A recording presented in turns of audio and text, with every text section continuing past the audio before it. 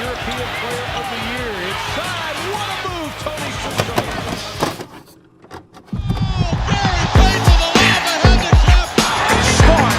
Hey guys, this is Dominique Wilkins. Hey, this is Sean Kemp. This is Gary Payton. Hey, this is Pau Gasol. NBA fans, what's up? This is Vince Carter here.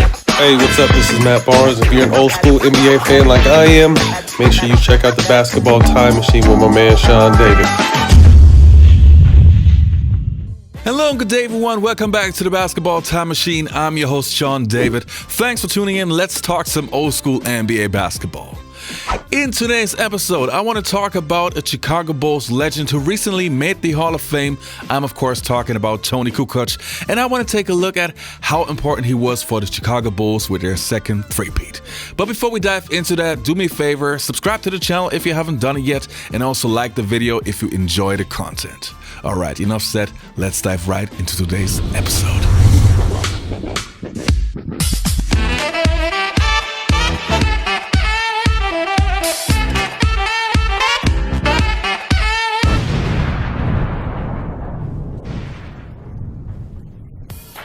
All right, how do we start? I would say let me take you back to the rookie season of Toni Kukoc. Now, I'm pretty sure that you know that when Toni Kukoc entered the NBA, Michael Jordan just had retired.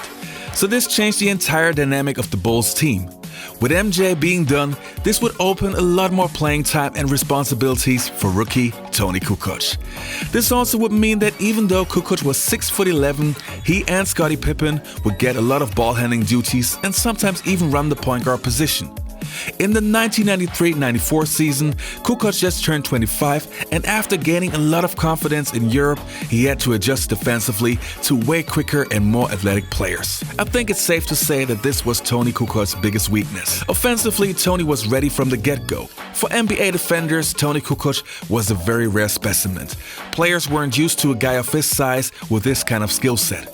He could shoot, he could pass, he could run the floor, and he would be a mismatch for many defenders. If we take a look back at his rookie season, we can clearly say that it was a success. He was averaging almost 11 points, 4 rebounds, and 3.4 assists. That's a nice move for a man 6'11". Toni came my last year. Jerry Krause, he was very excited about the potential of Toni. We were the group that was just coming off winning championships. He was going to have to earn it. I welcome Toni. Toni's bringing his crowd to their feet. We had just lost the greatest player who ever played the game. Bring us help. Here's Kukoc. Actually, I met Toni the year before he came to the Bulls. We played against each other in Italy. Quinto fallo di Wellington. He was the star of the Italian League. When we first got here, there was an instant bond because both of us were new to Chicago. He was my height. He could put the ball on the floor.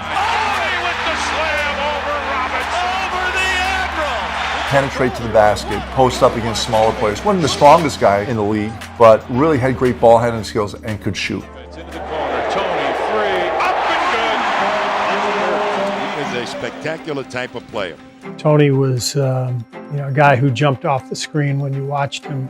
Skill level combined with the size. It's so rare to see a guy 6'11" who can play like a guard. His understanding of the game and how it should be played, and that fit perfectly into what the Bulls were all about at that time and the type of coaching that Phil Jackson wanted to do. Man, what a weapon. He just gravitated to that triangle offense like he knew it.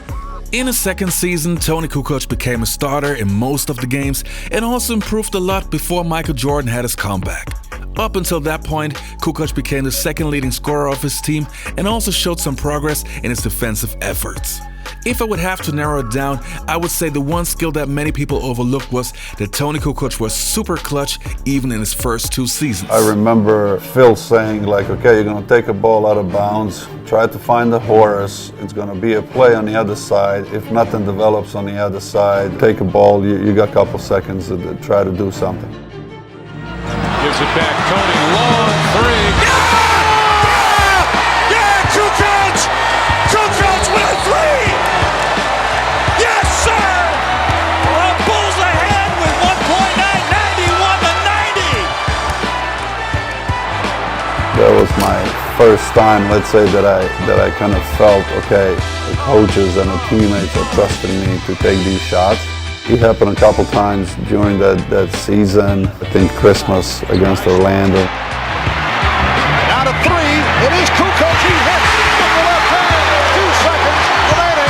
Chicago takes the lead. Orlando calls for time. And then the famous Reggie Miller bow. Look for Miller to pop out. He'll get the screen from Mitchell. 5 seconds, 4 seconds, 3. Here he comes, fade away. Yes, Miller hits a big one. It's not a three.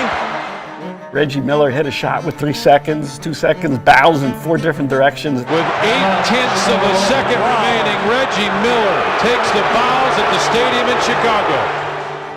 And then Toni at the buzzer wins the game. Toni got it, put it up, look out, he got it! One of the great I'll show you moments ever.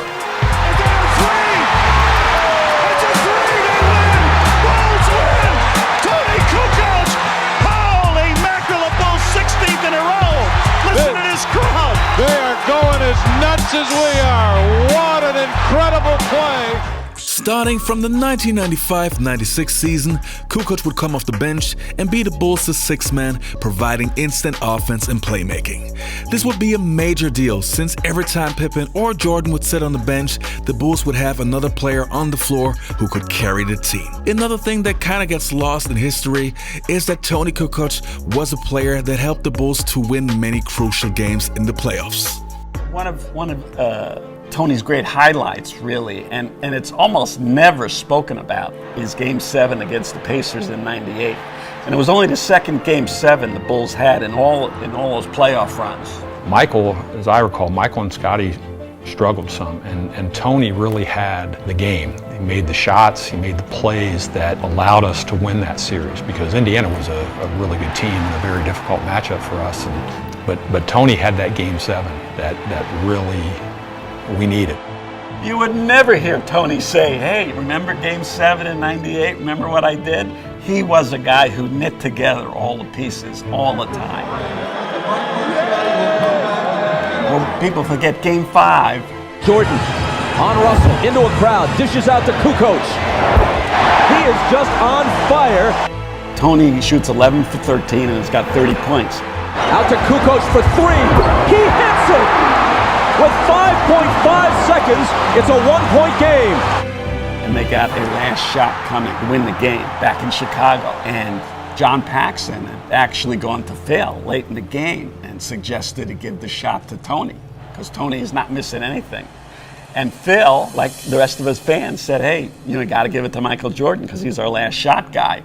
Into Jordan, a prayer. We go to Utah. And afterwards, Phil told John, you were right, I should have given the shot to Toni. Now let's take a look at Toni's stats.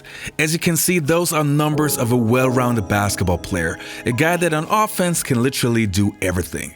At that time, he would have started on any other team but the Chicago Bulls.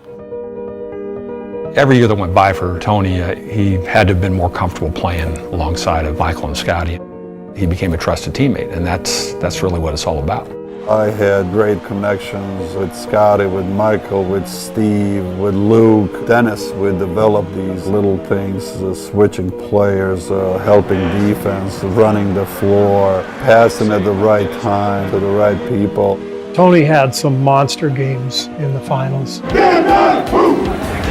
97, we were really relying on him more than we had to in 96. Times when he just completely dominated the game and took over. And what an amazing luxury to have a guy off the bench who could do that. Jordan did not have the shot.